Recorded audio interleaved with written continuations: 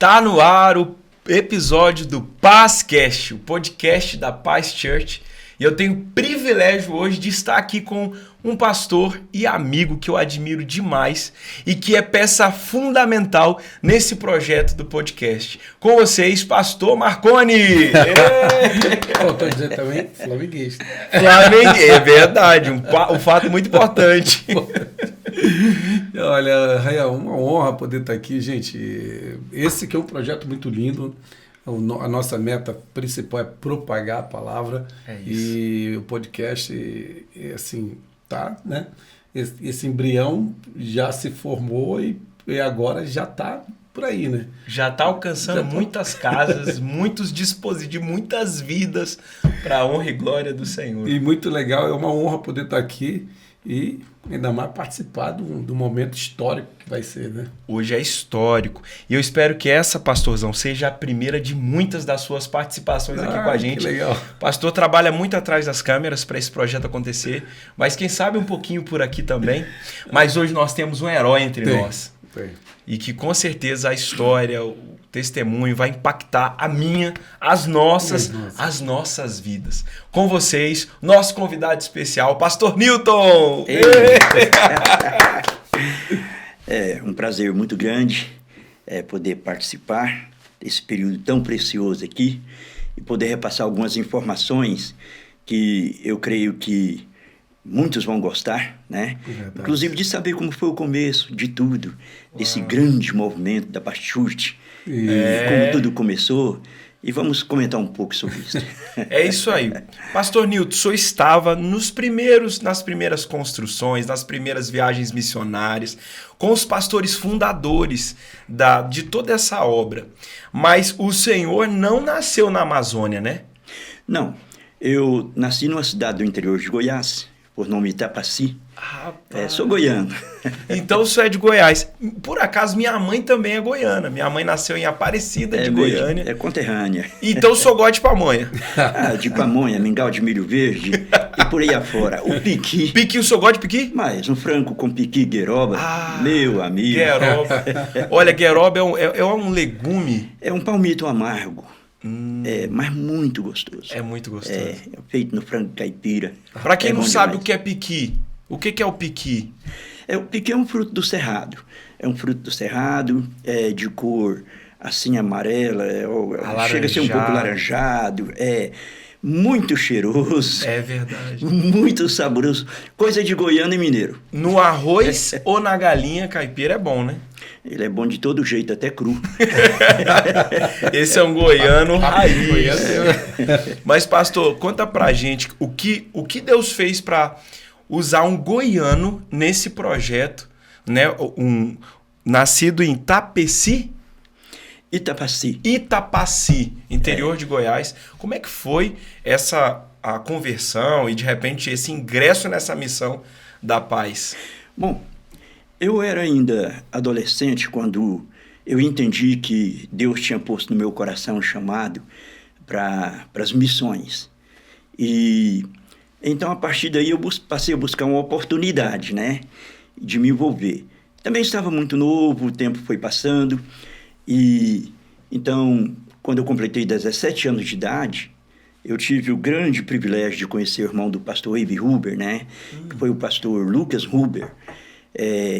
Nesse período eu já estava como membro, participando já na igreja em Goiânia, uma das igrejas fundadas pelo pai do pastor Abe, né, pastor Melvin Huber, e sua mãe, pastora Catarina Huber. Eu estava então participando, e foi numa noite, quando o pai do pastor Abe estava mostrando um filme, um dos filmes sobre a vida de Jesus, em uma das praças lá do nosso bairro, que ele apresentou naquela noite o filho recém-chegado dos Estados Unidos, né? Pastor Lucas Huber com a esposa, e já veio com uma filhinha, e estava grávida de uma segunda filhinha, e ele falou que ele veio para o Brasil, estava lá, mas que o projeto dele seria vir para a Amazônia, para fundar um projeto missionário aqui na Amazônia. Então, isso me interessou muito, e depois eu fui até o lugar onde ele morava, que era na mesma chácara onde morava o pastor Melvin, e para conversar mais com ele, foi quando ele me convidou para trabalhar com ele. Ele gostava muito de artes fotográficas. Falou, vem trabalhar comigo. Eu não sabia disso. Ele amava artes fotográficas. E foi lá onde eu aprendi. Na verdade, eu aprendi com ele, né? E então, depois de algumas semanas de trabalho, aí ele comentou comigo sobre o plano de ir para a Amazônia e me convidou. Né? Perguntou se eu gostaria de ir com ele. Nessa aventura. Meu Deus, falei, mas é claro, vou falar com meus pais. Quando eu falei, meus pais amaram a ideia, né? E falaram que me liberavam para ir para a Amazônia. E então foi assim. E aí eu fiquei morando cerca de 1 ano com a família Rubel, quase 1 ano, né? Aprendendo, sendo treinado, até que chegou o momento de irmos juntos para a Amazônia. E como é que foi essa viagem? De como chegou de Goiás até a Amazônia? Isso foi em que anos, mais ou menos? Sim, nós saímos de Goiânia precisamente no dia 21 de novembro de 1976. Uau! Aí nós viajamos pela rodovia Belém-Brasília, pela rodovia Transamazônica, que era recém-construída, por 5 dias e 4 noites. Foi uma viagem interessante.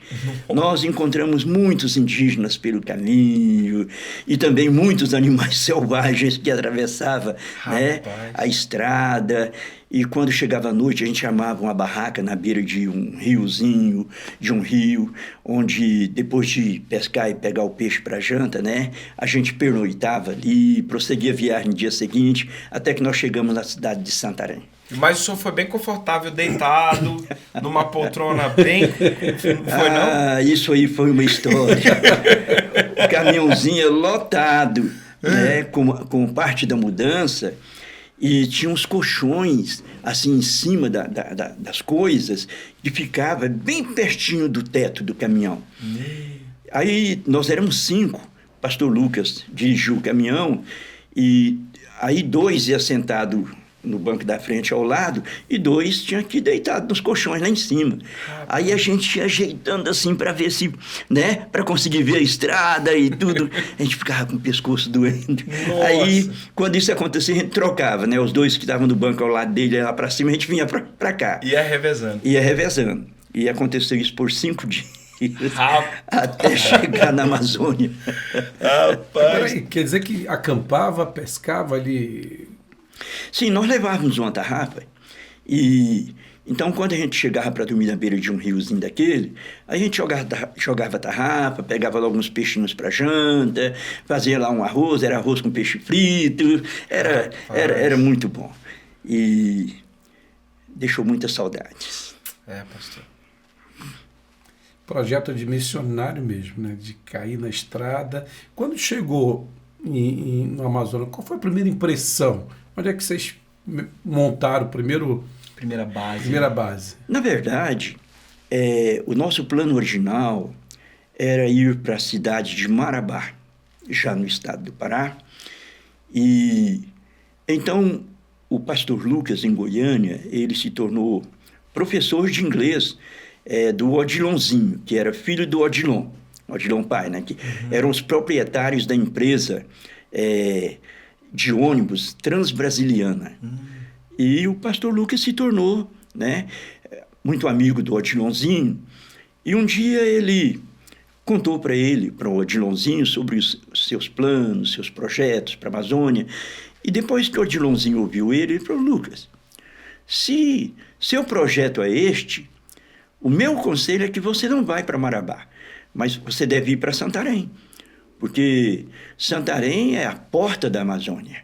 De lá você vai ter acesso a inúmeras, na verdade, a milhares de comunidades da Amazônia. Né? A estrada termina lá. Ele falou, inclusive, eu já comprei um terreno lá em Santarém, onde vai ser a garagem dos meus ônibus. Meus ônibus vão fazer linha até lá. E foi interessante que o pastor Lucas aceitou o conselho e teve uma primeira viagem lá para poder dar uma olhada. E nessa viagem estava o pastor Lucas, né, seu pai, pastor Melvin. O pastor Ebe foi nessa viagem. Ele já foi nessa viagem? Foi nessa Mas viagem. Ele era adolescente nessa época. Era adolescente, ele foi nessa viagem. Rapaz. O pastor Timóteo do Japão foi nessa viagem. Pastor Carlos Pavikov, que foi o fundador da Pachurch lá no estado de... em um dos estados lá do norte, né? Ele foi também nessa viagem e... Então, eles foram, olharam Marabá, aí foram, olharam Santarém e voltaram já decididos que nós iríamos para Santarém.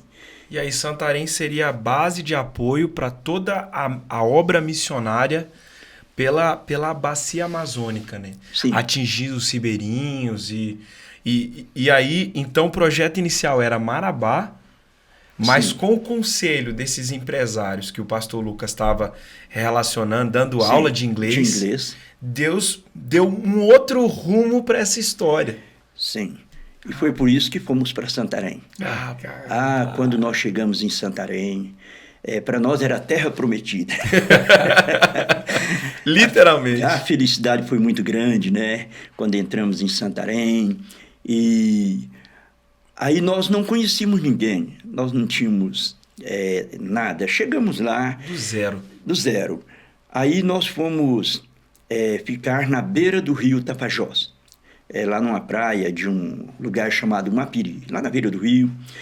E nós armamos uma barraca e ficamos lá por aproximadamente 7 dias, enquanto o pastor Lucas e um dos rapazes andava procurando uma casa para comprar. E depois de 7 dias, eles encontraram, né? E nesses 7 dias, enquanto eles andavam procurando uma casa para comprar, eu ficava com outros 2 rapazes lá na beira do rio, jogava tarrafa, pegava os peixes, fazia o almoço, fazia a comida. Quando ele chegava, né? Já estava tudo pronto. Já estava tudo prontinho. Só tinha quantos anos nessa época? 18 anos. Rapaz, novo e já era prendado. Já. E era interessante porque muitas pessoas desciam para lá para pescar, muitas senhoras, moças desciam para lavar roupa, né? E era o lugar também de onde muitos pescadores saíam nas suas canoas, para suas pescarias. E uma coisa interessante que eu me lembro é que eu estava lá fazendo a comida e tinha umas moças, né, lavando roupa, e elas gritavam e falavam: "Ei, esta comida deve estar muito gostosa." Sentindo o cheiro. E tinha uma delas que falava assim: "Se eu tivesse comida, eu dava." Querendo se aproximar para almoçar junto. Mas era diversão, Brincando. ela só brincando. Mas É que o tempero goiano é diferente. O tempero goiano leva o cheiro muito longe. Verdade. Eu creio que não foi pelo cheiro, não. Foi por outra razão, mas eu acabei me casando com uma delas. Agora eu entendi. Pegou pelo estômago dele. Pegou pelo estômago. Isso foi uma pescaria real, né? Mas eu não conheci ela lá na beira daquele rio, né? Foi um tempo depois, já na casa do pastor Lucas, tive o privilégio de conhecê-la, e ela foi lá para pegar informações sobre uma viagem que nós íamos fazer para uma comunidade, e então foi assim. Teve muita coisa interessante que aconteceu nesse começo lá. Então, o pastor Melvin, nessa época, ele estava em Goiânia, estava Sim. inclusive plantando igrejas ali no estado e também já com relacionamento com muitos pastores. Mas Deus tocou o coração do pastor Lucas para ele desenvolver um projeto pioneiro na Amazônia, um projeto que era muito mais do que plantar igrejas.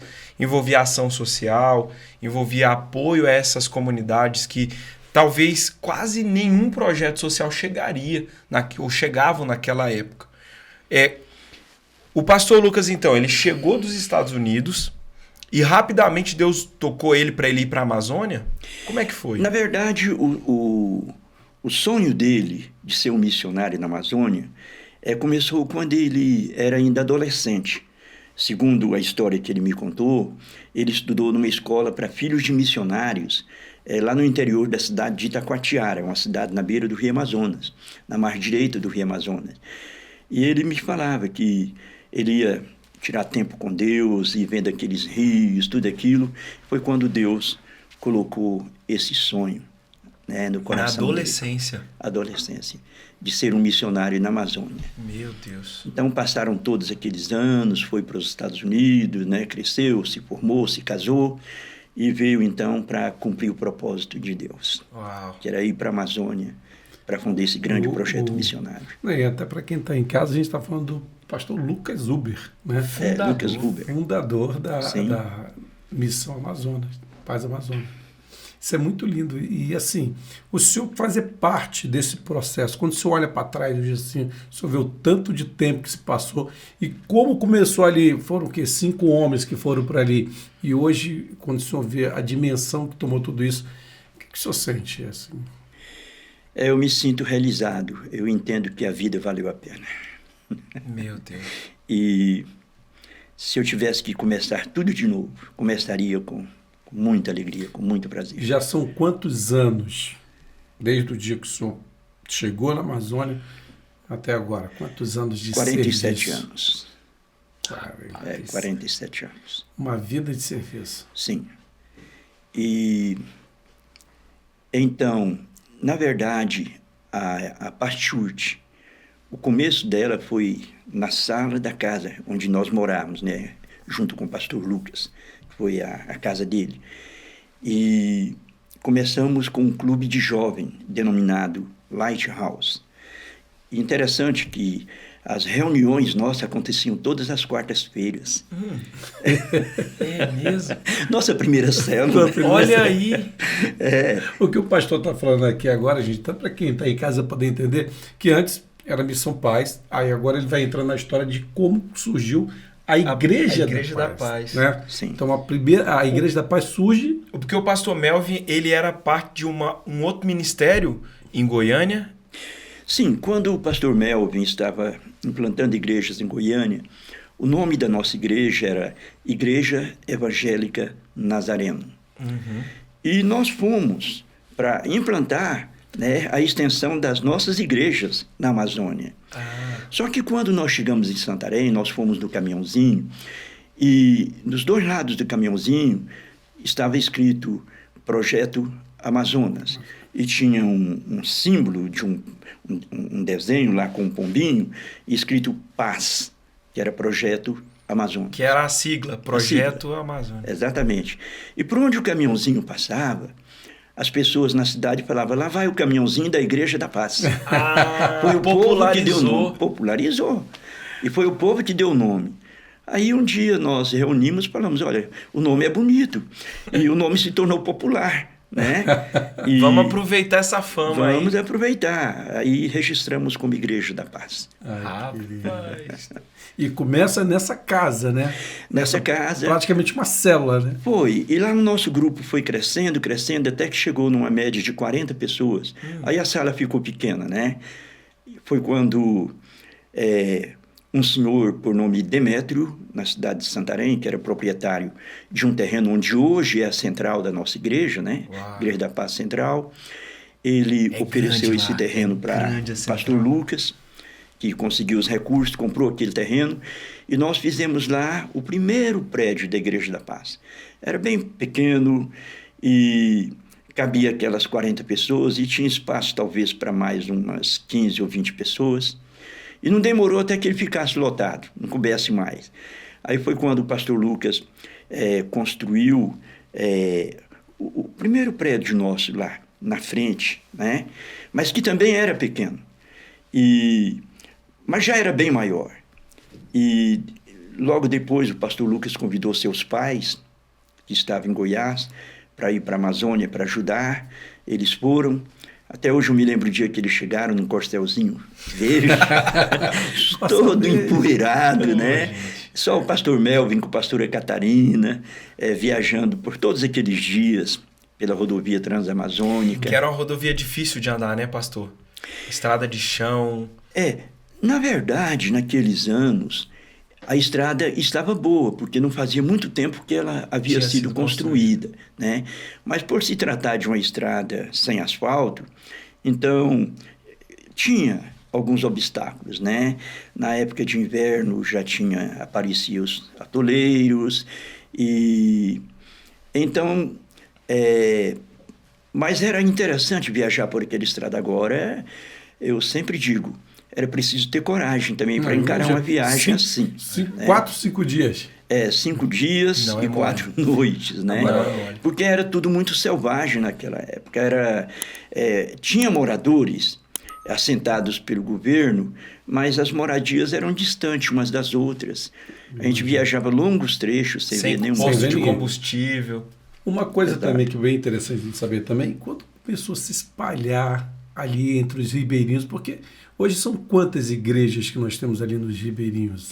Hoje nós temos implantado nas comunidades do Ribeirinho e também das Florestas, que é a região de Planalto, nós temos hoje uma média de 172 igrejas, já dentro do critério que define como igreja, e temos, né, uma outra grande quantidade de igrejas já iniciadas, já igrejas com algumas células, ou trabalhos com algumas células, que só falta chegar na categoria, e que chegando, né, nós vamos somar 317, o número 317 já agora, né?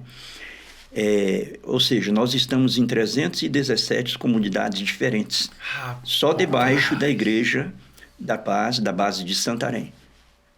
Tendo cobertura de Santarém, esse de Santarém. projeto. Sim. E tem alguns que são distantes até de barco, né? Tem. Nós temos igreja nas proximidades de Santarém, pelos rios, porque lá os rios são os nossos caminhos, né? Nossos transportes são as embarcações.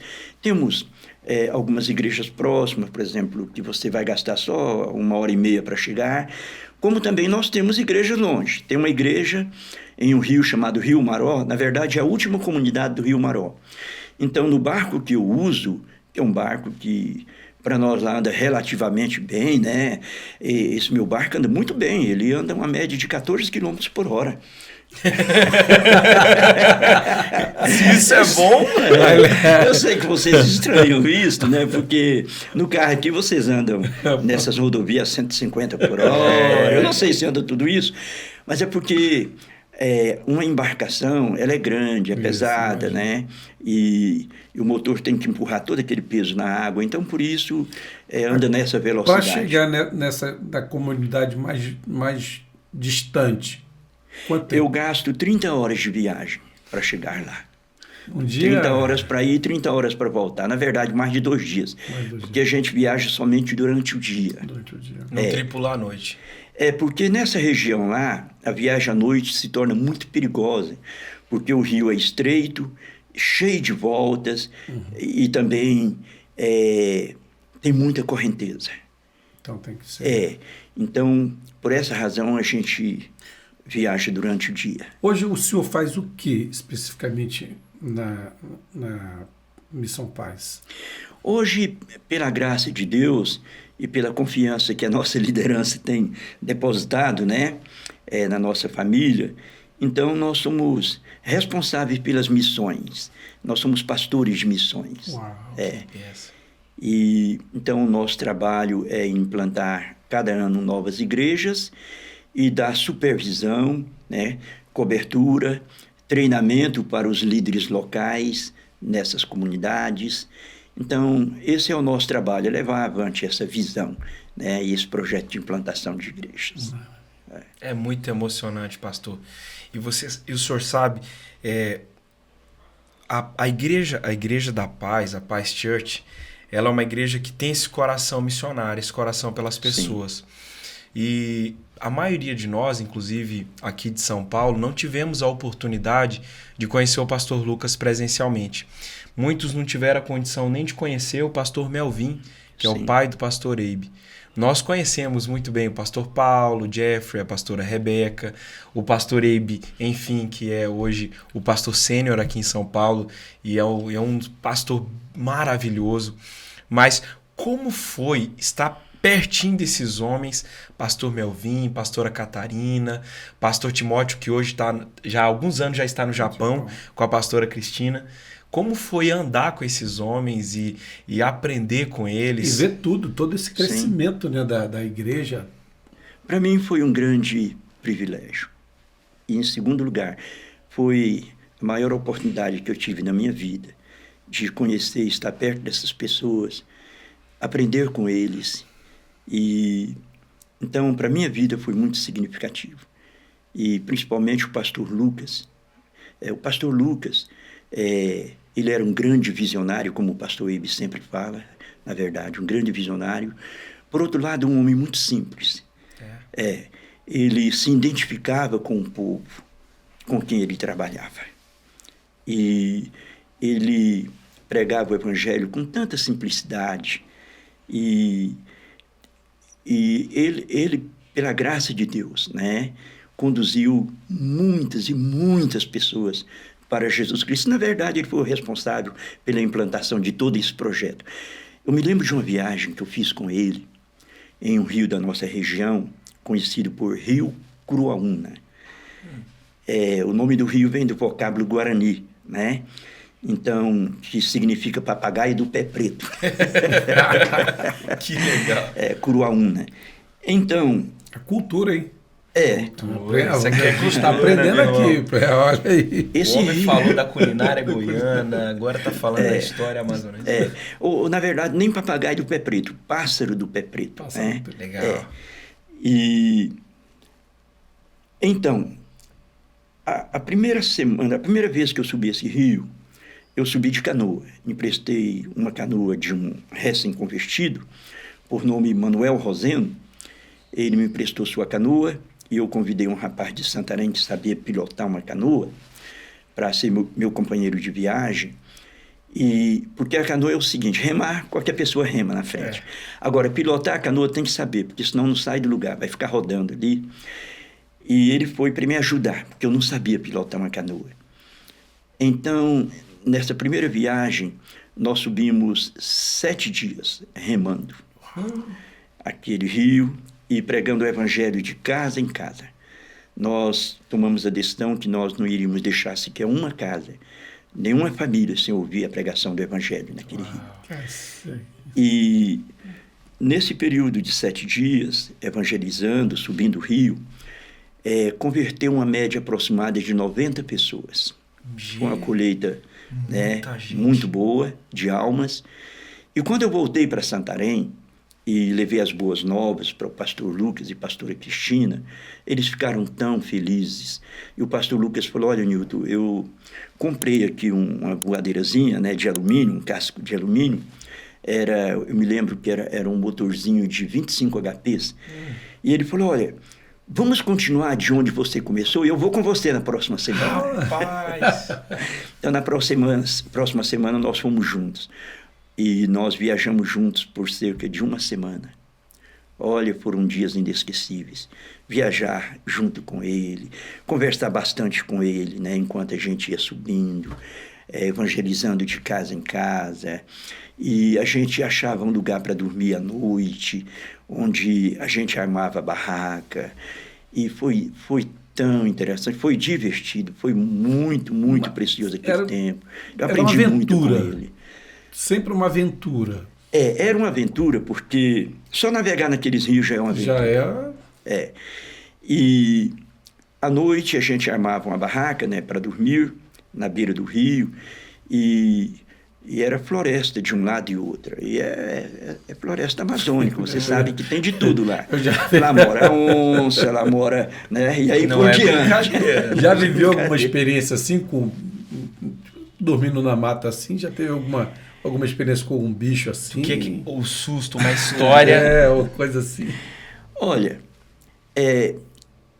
eu mesmo, para ser sincero, eu nunca tive, assim, nenhum problema com animal selvagem, assim, mas eu percebi a presença deles muitas vezes. Quem a gente percebe?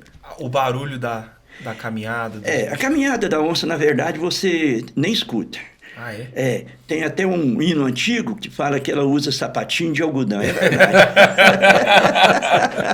Coisas da Amazônia. Quando você descobre, já está na sua frente. Mas é interessante, quando ela está próxima, você percebe, né? O cheiro é muito forte. E eu tive essa experiência por várias vezes. Outra coisa interessante, quando você está fazendo uma caminhada na floresta para algum lugar, você não vê ela, mas ela te vê. E muitas vezes ela te acompanha. Você nem sabe. Rapaz. Mais uma vez é preciso ter coragem. Tem que ter coragem, né? E então, o pastor Lucas, ele era um homem, assim, muito corajoso. Ele gostava de encarar desafios. E interessante, ele sempre tinha um conselho, uma palavra cheia de fé. ele sempre te motivava. Ele era desse jeito, né? Eu gostava de conversar com ele. Aí a gente conhece um pouco da história, né? Porque ele sai do barquinho, né? Da voadeira que chama lá, né? E passa... Voadeira é como se fosse uma lancha, uma né? lancha, né? É um lancha. É uma lancha. Aí ele vai para a parte do ultraleve. O senhor lembra como é que foi essa transição, o motivo? Sim, me que lembro. aí era mais um projeto ousado, né? Porque tanto de barco quanto de ultraleve naquela região ali. É verdade, ele recebeu esse ultraleve até como um presente, né? De alguém lá nos Estados Unidos. E era um ultraleve, assim, pelo que ele me informou, bem bonzinho até. Bem confiável, né? E, por sinal, eu voei muito com ele ali, em muitos lugares na Amazônia. E o que era interessante, quando a gente estava voando, ele olhava lá, onde ele via um agrupamento de 3, 4 casinhas, ele já falava: Newton, dá da gente implantar uma igreja ali. Ele era apaixonado por implantação de igreja, né? E então aquele aviãozinho se tornou o transporte, né, para ele chegar com mais rapidez em muitos lugares. Inclusive, houve regiões para onde eu e minha família fomos para implantar a igreja, e ele nos visitava várias vezes, né, naquele aviãozinho. E então isso ajudava a diminuir o tempo, né? Podia chegar mais rápido. E ele gostava. A gente percebia que ele gostava de voar. Um dia eu estava voando com ele e conversando, e ele me falou uma coisa interessante. Ele falou: Newton, principalmente quando eu estou voando só, eu aproveito para ter muita intimidade com Deus, para falar muito com Deus. Eu converso muito com Deus sobre essa bacia amazônica, sobre os nossos projetos, meus sonhos. Eu falo muito com ele. Inclusive, eu já fiz um pedido para ele. Ele falou: olha, Newton, o pedido que eu fiz para Deus foi este. É que quando chegar a época em que Jesus for governar toda a terra a partir de Jerusalém, eu quero que ele me deixe, debaixo do governo dele, governar a bacia amazônica. Ele compartilhou isso comigo. E eu creio que quando chegar o período do milênio, que Jesus de Jerusalém governar todas as nações da terra, eu acredito sim, que Deus vai dar para ele o grande privilégio de governar a bacia amazônica. Olha, é impressionante, né? Eu me emociono muito porque eu sou mato-grossense. Eu nasci em Alta Floresta. Meu pai nasceu em Santarém. Minha mãe nasceu em Goiânia. E um fato curioso é que eu nasci em 5 de março de 1993. No mesmo dia que o pastor Lucas fazia aniversário. Sim. E um ano depois que eu nasci, o pastor Lucas foi promovido para a glória. Sim. Né? E ele acabou sofrendo um acidente aéreo, um acidente de avião. E eu cresci vendo meu pai voando avião e aviação executiva, aviação do garimpo. Meu avô é garimpeiro e o garimpo do meu avô fica no Pará. Meu avô, infelizmente, na Covid, ele faleceu. Então, a minha história está muito relacionada com a vida da família Uber, com o pastor Lucas. E quando eu fui convidado pelo pastor Eibe, eu fui para Fortaleza ficar 1 ano como voluntário, 9 anos atrás. O pastor Isaías estava lá liderando muitas células, liderando campos e núcleos da igreja, trabalhando muito em Fortaleza. E eu me lembro de um culto que eu olhei para o pastor Isaías e a impressão que eu tive foi ouvir as orações do pastor Lucas.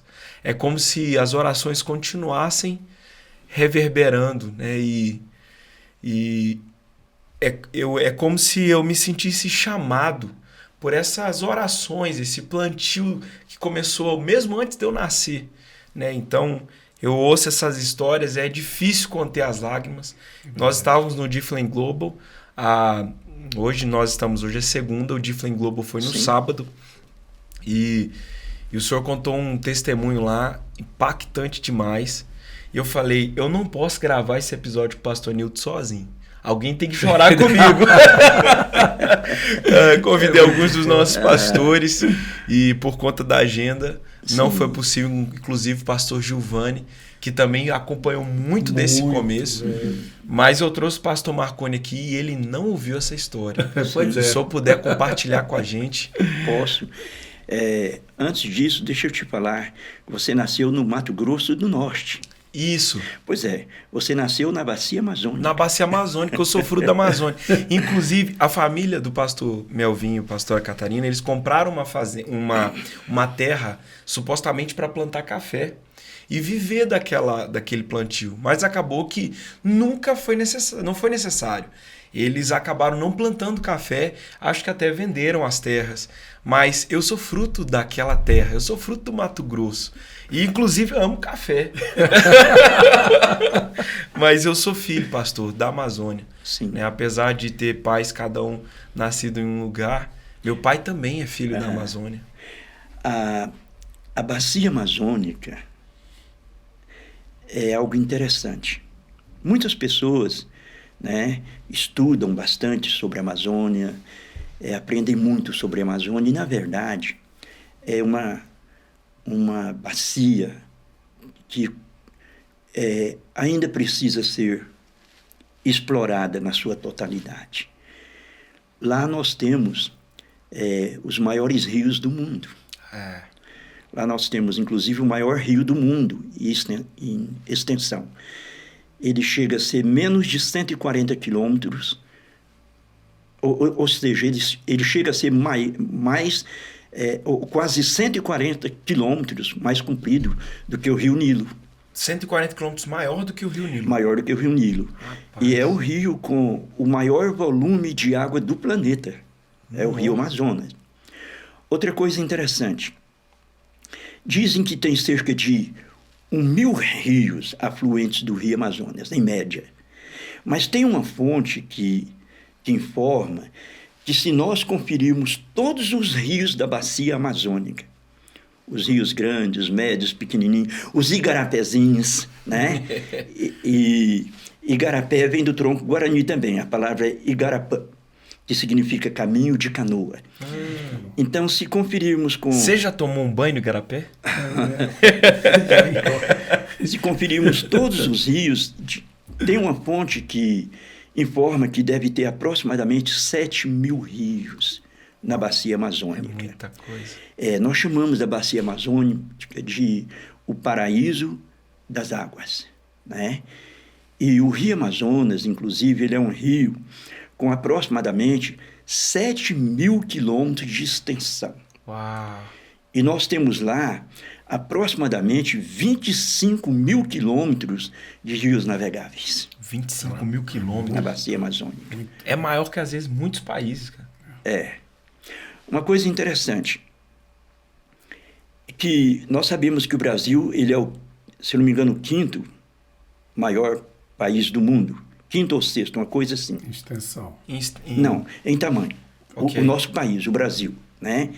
Então, ele é o 5º ou 6º maior país em extensão demográfico do Brasil. Agora, se a Amazônia, a Bacia Amazônica, fosse um país, ela seria o 6º ou o 7º maior país do mundo. Sozinha seria um dos maiores países do mundo. O Brasil é o 5º. O Brasil é o 5º maior país demográfico. Isso. O 5º maior. Mas você tá rápido na pesquisa aí. O homem aí é fera, né?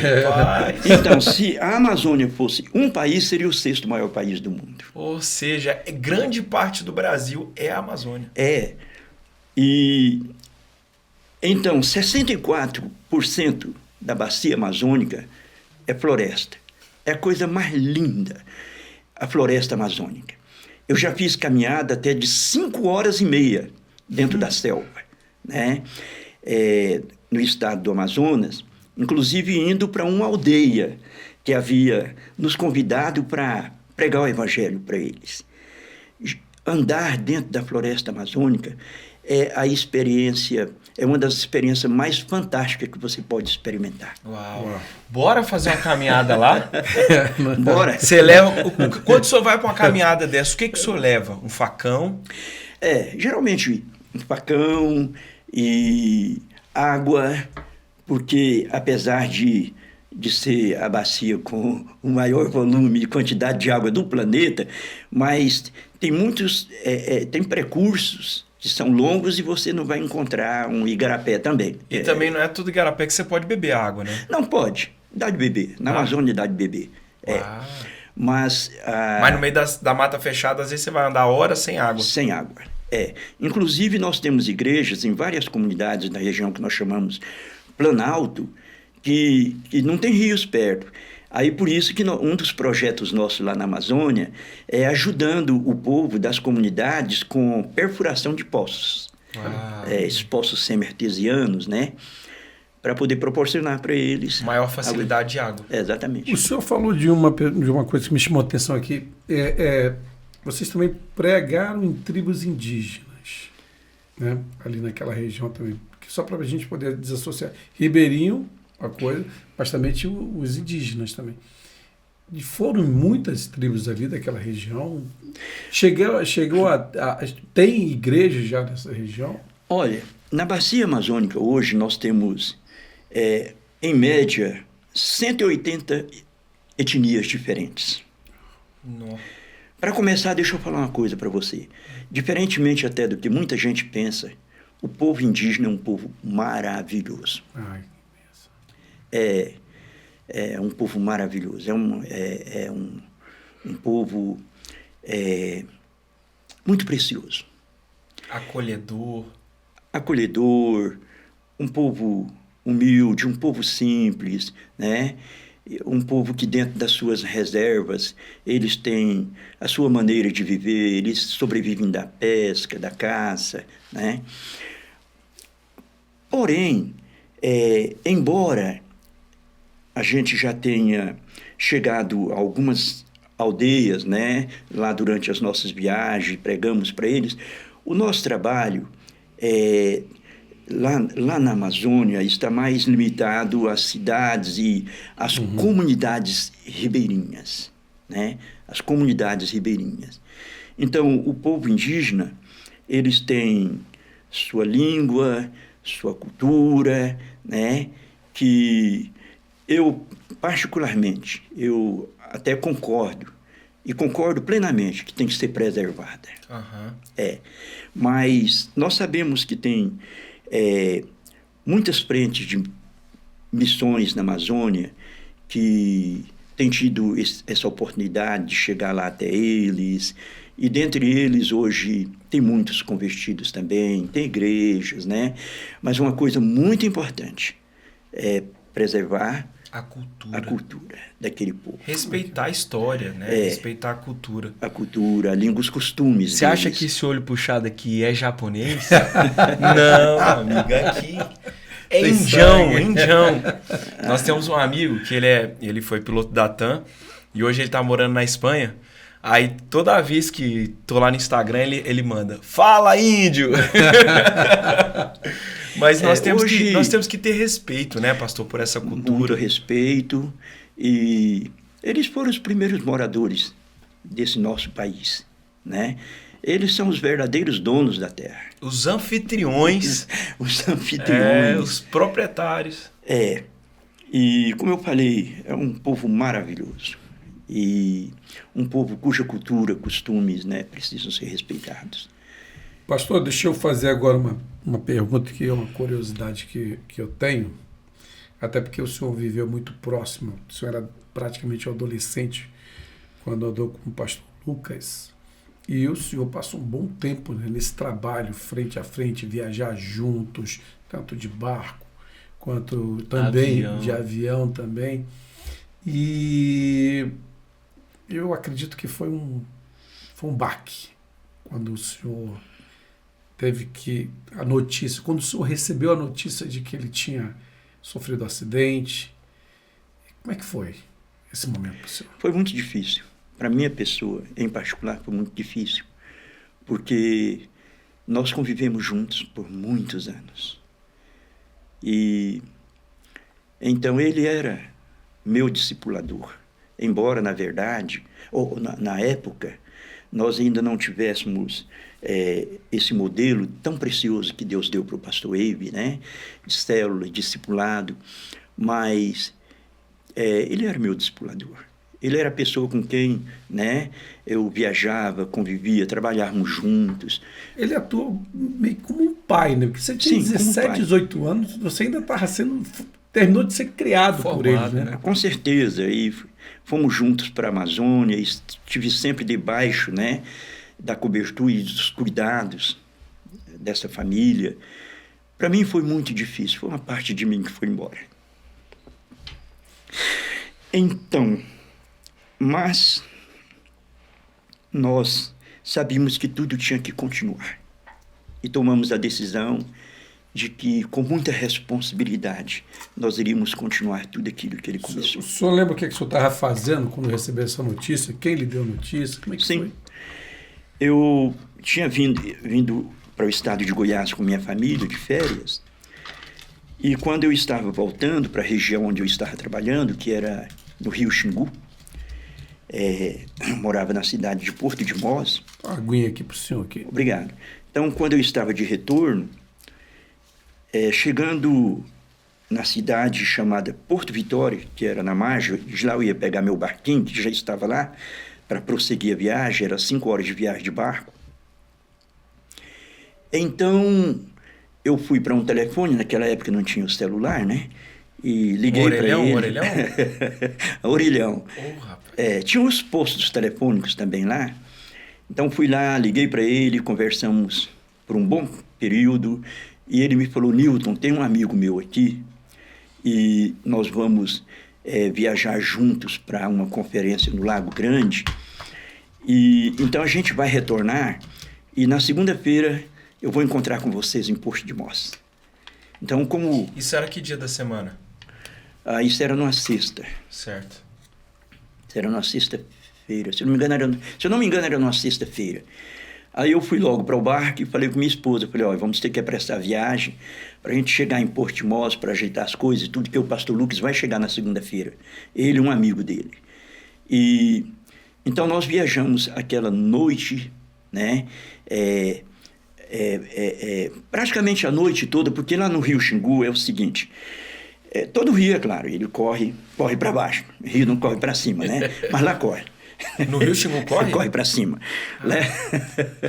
Vou explicar isso aí. Deixa eu entender. É porque lá é um rio que recebe a influência da maré, porque lá ainda não está tão longe do Marajó. E então lá no Marajó nós sabemos que todo dia a maré sobe, né, muito alto. Então lá no Rio Xingu tem o horário do dia, o período em que ele está normalmente correndo, como todo rio corre para baixo, mas quando a maré sobe, o nível da água fica acima do curso normal do Rio Xingu, até muitas e muitas horas de viagem. Aí quando a maré sobe, aí corre para cima. Porque leva de volta para o Marajó. Leva de volta. Então, como eu falei, é 5 horas de viagem, mas como a gente pegou... Contra a correnteza, né? Então, quando o dia amanheceu, no local que nós chegamos, que foi numa comunidade por nome Turu, ficava ainda 3 horas de viagem no meu barquinho para chegar na cidade onde eu morava. Aí o dia amanheceu e lá nós tínhamos uma igreja que nós já tínhamos implantado lá. E então nós paramos para falar com o obreiro, tomar um cafezinho com ele. E quando nós descemos, né, do barco e chegamos lá, ele veio nos receber e ele foi logo nos dando a notícia. Ele falou, olha, aqui eu consigo aqui ouvir a Rádio Rural de Santarém e está anunciando aí desde manhã que morreu, né, o pastor Lucas. Eu falei, pastor Lucas? Ele falou, Ele falou, foi numa queda com um aviãozinho. Quando ele falou isso, eu falei, não, é o Lucas, porque é só ele que voava nas missões, num aviãozinho lá, né? Eu falei, não, foi o Lucas então. E então foi muito difícil para a gente receber aquela notícia. E logo nossos filhos amavam demais ele. Ele era um pai para todos nós. Então, todos começaram a chorar, né? Muito choro eu perdi a ponta da meada. Fiquei muito...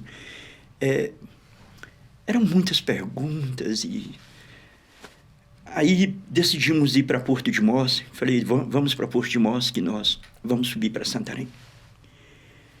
E Porto de Mós, Santarém, no nosso barquinho, a gente acabava gastando uma média de 3 dias e meio subindo para chegar na cidade de Santarém.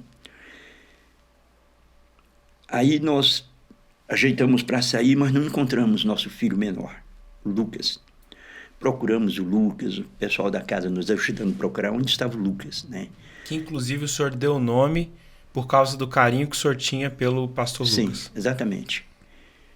Aí procuramos, não acharmos, aí eu fui para o barco e procurei, não achei, fui para trás do barco e encontrei ele atrás do barco, no redondo de popa do barco, que nós chamamos.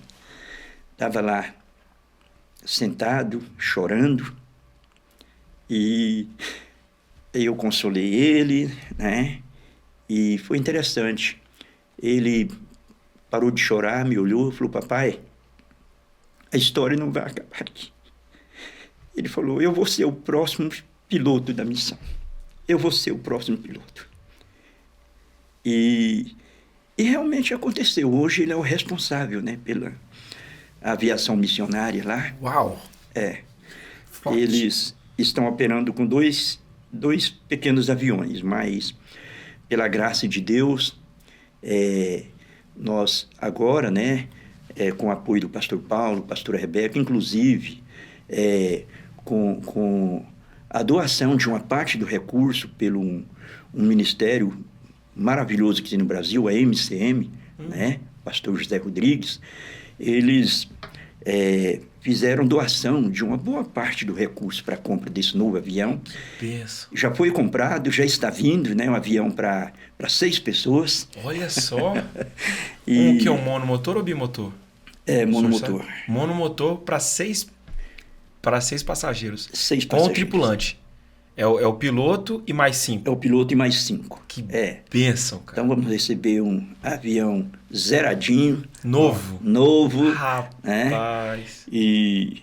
Para missão. Para missão. Vai ser uma ferramenta de trabalho muito preciosa para nós. Vai contribuir muito, né, com o nosso trabalho na Amazônia.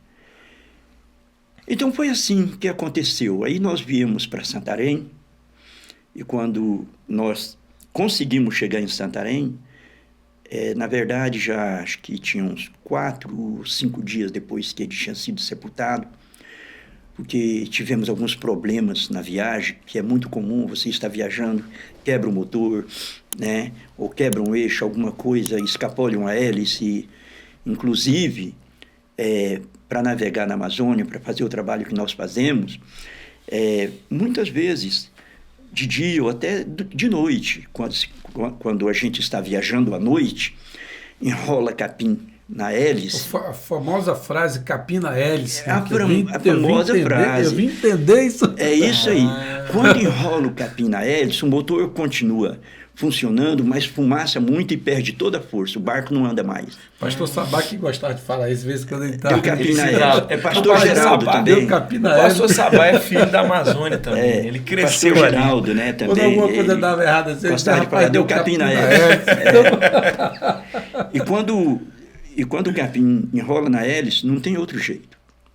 Né? Quer seja de dia, de noite, você está navegando, você só vai poder prosseguir a viagem se você mergulhar e ir lá embaixo. Para tirar o capim. Desenroscar o capim da hélice. E às vezes leva tempo até você desroscar, porque às vezes está grosso de capim lá embaixo, às vezes você precisa cortar e pelejar. Trabalhoso. Você tem que mergulhar muitas vezes, em algumas vezes, para poder tirar. E não esquecendo que o Rio Amazonas, né, é um rio com muitos jacarés, com muito... É um mergulho... de tudo que tem lá. É um mergulho emocionante. Outra coisa que muita gente não sabe, tem bastante tubarão no Rio Amazonas, Olha aí. Até acima Tubarão. de Santarém. Tubarão. Agora, por que Tubarão no Rio Amazonas? Coisa interessante esse rio, né, irmão? Tem lugar que tem rio correndo pra cima. É uma De loucura. repente, o missionário chega aqui e fala que tem tubarão. É 140 quilômetros a mais que o Nilo. que o Rio Muita Nilo- gente que nós já assistindo aqui deve tá pensando, o pô, rio que com maior história volume do- de Pastor, água do eu planeta. acho que tem gente assistindo a gente agora e com uma aba aberta, só pesquisando. Só pesquisando. E vai descobrir que o senhor tá com as informações apuradas. Inclusive, o Rio Amazonas, ele não nasce no Brasil. Ele nasce na Cordilheira dos Andes, no Peru. E no local onde ele nasce, é só uma biquinha de água lá, né? Um traçado. Um pouquinho de água, uma mina de água lá, e que depois vai se juntando com outras, e com outras, e com outras. E o Rio Amazonas, ele no Peru, o nome dele não é Rio Amazonas.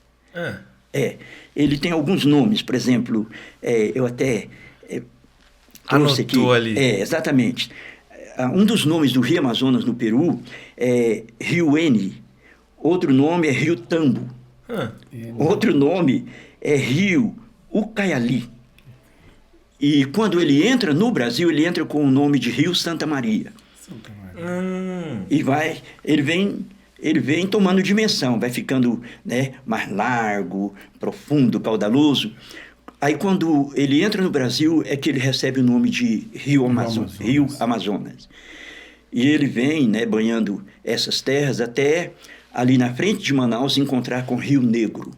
É onde ele recebe, né, ele vem com o nome de Rio Solimões, é isto, não é Amazonas. Então, quando na fronteira com o Peru, até na frente de Manaus é Rio Solimões. Aí quando ele encontra com Rio Negro, aí recebe o nome de Rio Amazonas. Então é o cruzamento do Rio Negro com Solimões, inclusive até aquele Ministério de Louvor, né? Rio Negro e Solimões. Só que antes dele encontrar com o Rio Solimões, tem outros grandes rios que deságua nele, como o Rio Madeira, o Rio Purus, né? Rio Japurá e outros rios da região, lá da Bacia Amazônica, que vão desaguando nele. E aí o Rio Amazonas desce, né, aquele percurso como um grande rio navegável, onde navios, né, podem navegar, inúmeras balsas, muitas navegações. E mais embaixo, ele recebe as águas de um outro afluente chamado Rio Trombetas. E já na frente da nossa cidade, na frente de Santarém, onde eu moro, ele recebe as águas do rio Tapajós. É um rio muito lindo, de águas claras. E em grande parte do percurso do rio Tapajós, ele tem na média... tem lugares lá que ele tem 7 quilômetros de largura. Grande, hein? Grande, 9 quilômetros de largura. Você imagina, Você não viu 9 mil falar- metros. de largura. E aí ele vai estreitando, né? Vamos fazer uma travessia dessa? Pegar uns 7 mil metros, nadar de um lado pro outro? Olha, tem uma travessia que eu faço na frente de Santarém, para uma comunidade, a entrada se chama Sururu, que vai numa comunidade por Numerapixuna.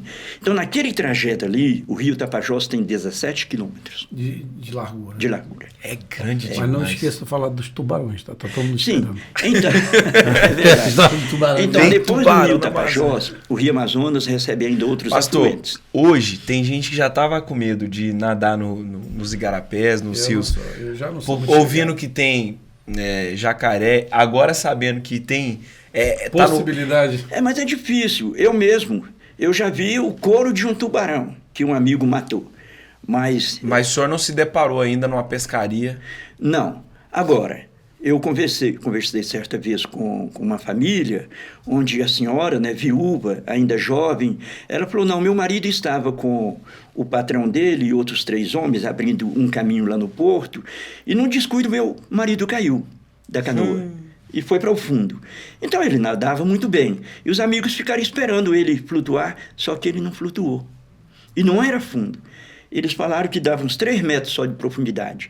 Todos caíram para a água, procuraram e até hoje Mas Não acharam ele. Não acharam. Então, a pessoa pode ser surpreendida por um tubarão. Agora, como é que tem tubarão lá? Como chega? Eu sei que é isso que Chega você está por querendo onde, né? saber. Vou explicar para vocês.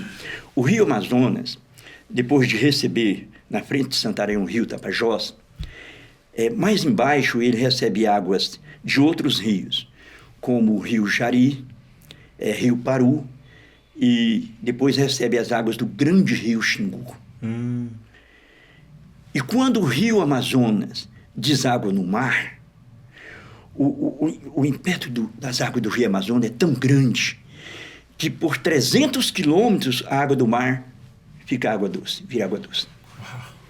É tanto volume de água. Muito grande o volume de água. E por 300 quilômetros o mar fica doce. Rapaz. Inclusive tem uma história do passado que eles contam que um navio de um determinado país aí, ele vinha aqui para a Amazônia e antes de entrar no Rio Amazonas, ele ainda vinha no mar, vinha nesse percurso, mas eles não sabiam nada sobre isso que eu estou falando aqui, que a água fica doce, e acabou a água desse navio. E eles já vinham sem água doce. Né? Num desespero por água. Desespero por água. E aí eles cruzaram com um navio brasileiro. Aí passaram rádio e falaram, olha, por favor, nos socorre, nós estamos sem água doce, estamos precisando de água. Aí o comandante do navio brasileiro passou uma mensagem para eles, dizendo assim, se vocês estão sem água doce, jogue o balde no mar. Ele estava navegando. Toma um golinho aí. Toma um gole. Ele estava navegando em cima de água doce e não sabia. Porque no mar é muito salgada a água, não tem como. É um volume muito grande para poder. Então talvez os tubarões nesse encontro do Rio Amazonas com o mar, eles são puxados. Não, eles se adaptam, eles passam a conviver ali. Fica naquele pedaço doce ali. Porque o tubarão se alimenta de peixes. O Rio Amazonas é rico em peixe. Então, onde ele deságua ali é água doce. E tem muito peixe. E tanto que no Amazonas tem alguns cardumes do mar que sobem, as piabas e outros peixes. Então, o que acontece? Os tubarões, eles ficam comendo ali e acabam se adaptando à água doce, à água temperatura. Doce. E aí, quando os navios sobem, eles acompanham os navios. Porque no Rio Amazonas a gente não joga coisas assim como plásticos, coisas que vai... contaminar. Exatamente, que vai agredir o meio ambiente. E nós mesmos, como igreja, nós fazemos questão de ensinar isso para o povo da Amazônia, para proteger os nossos rios. Que legal. Né? Porque nossos rios são lindos e têm que ser preservados. Então os navios, quando entram, eles não jogam. Agora, sobras de comidas, eles podem jogar. Porque e atrai os peixes. Né? Se torna alimento para os peixes, né? Isso não vai atrapalhar, estragar nada no meio ambiente. Aí os peixes, né, vão acompanhando, tem comida. E os tubarões vão só na beira ali comendo. E vem embora, Rio Amazonas acima. Olha, um tempo atrás, alguns anos atrás, subiu uma baleia. Uma baleia? Subiu uma baleia. Ela não era daquela qualidade grandona, mas ela, segundo eles falam, deveria ter uns 7 metros. Então ela subiu o Rio Amazonas e ela inclusive foi encalhar no Rio Tapajós acima de Santarém. Porque para baleia precisa de muita profundidade. Muita profundidade. Então ela... O tubarão não, ele não precisa de águas tão profundas assim, né? Só, meu irmão, que eu vou falar uma coisa aqui que vai ser novidade para muita gente. Porque aqui, quando se fala em rio, a gente entende que os rios aqui, eles têm 3 metros de profundidade, 5 metros de profundidade. Um rio aqui com 10 metros de profundidade já é muito fundo. Muito. Mas o Rio Amazonas tem partes, né, rasas, partes fundas. Mas quando o Rio Amazonas, em quase todo o seu percurso, ele tem de 4 a 5 quilômetros de largura. A parte mais estreita do Rio Amazonas é na frente da cidade de Óbidos, no estado do Pará, que é a parte mais estreita em todo o percurso. E lá ele tem uma média de 1,5 km de largura. Bem estreito. Estreito. E lá a profundidade chega a 100 metros. 100 metros? 100 metros. Navegando no meu barco, né, com o sonar, entre a cidade de Óbidos e a cidade de Juruti, eu já cheguei a medir 130 metros de profundidade. É por isso que é o rio com o maior volume de água do planeta. Interessante. Que legal. Olha, eu vou falar uma coisa. O que nós estamos aprendendo aqui A aula é brincadeira. Pastor, Mas não se preocupe, não. Depois eu vou fazer para vocês uma promoção pela aula de geografia. legal!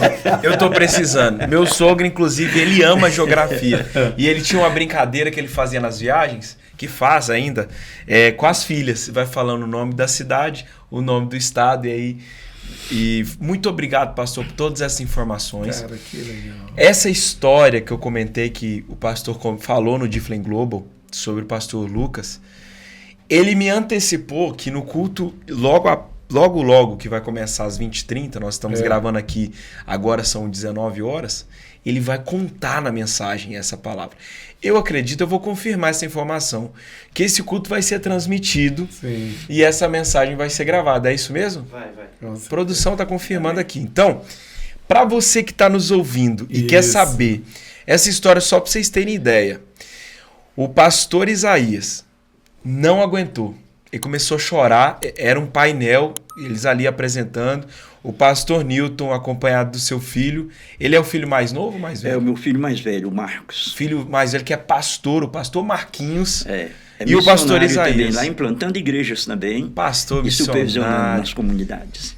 Ele contando, teve uma hora, a igreja, nós estávamos todos em lágrimas, todos chorando muito, e o pastor Isaías se segurando, até que ele não aguentou.